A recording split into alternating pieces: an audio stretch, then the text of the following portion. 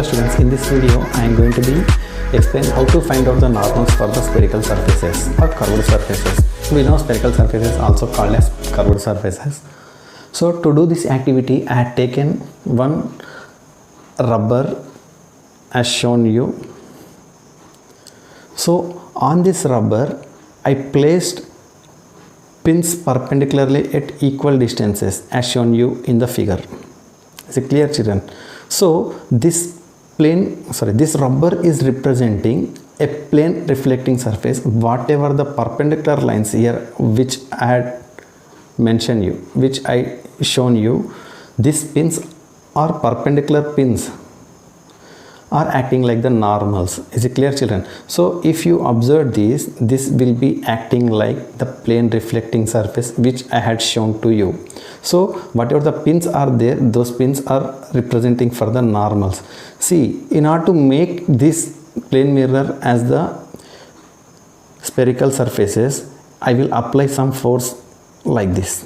So whenever you apply some force on this, all the normals will be converged at one point. Is it clear, children?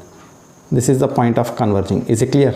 So here in this figure the curved portion will be inverted. So this diagram is representing for the concave surface which I had shown on the board to you.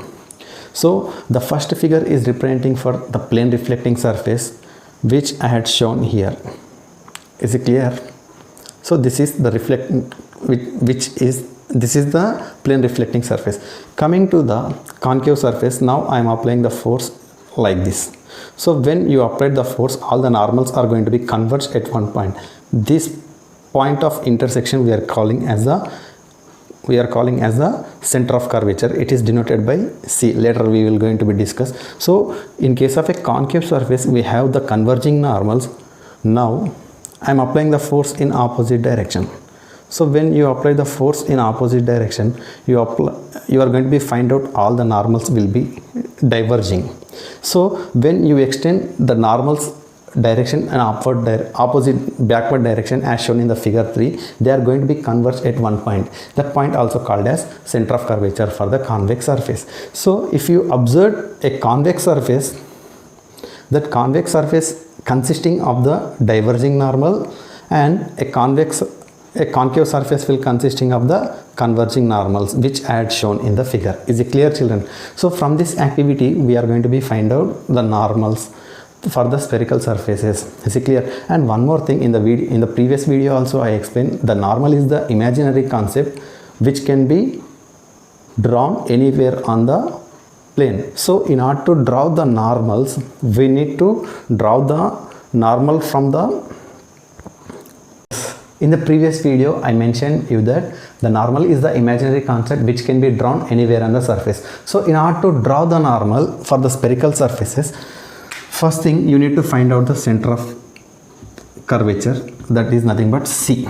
Is it clear, children? So let us consider this is the concave surface. So now I am trying to draw the normal at point O dash X. So how will you draw the normal at point O dash and X? Simply by connecting the point OC or XC or O dash C. So these are all the normals which are representing O, X and O dash respectively. Is it clear, children? So in order to draw the normals at one point on the surface of the spherical surface, just you need to drop the line from the point to center of curvature. And coming to the convex surface, so in case of convex surface you will have the diverging normals. So the first step is to be find out, the first step is to be locate the point C. Is it clear? So in case of the concave surface you will have the sphere in this direction, so you will get the C here. Now I am trying to draw the normal at point X. So in order to draw the normal, just connect the point O and X and extend the line from X. So this will be representing for the normal in case of the concave mirror. And already I told you that concave mirror and convex mirror both are the parts of the spherical surfaces. So when you extend the portion of the spherical surface, you will get a sphere. Even in case of the convex surface also you will get the sphere when you extend the curved portion.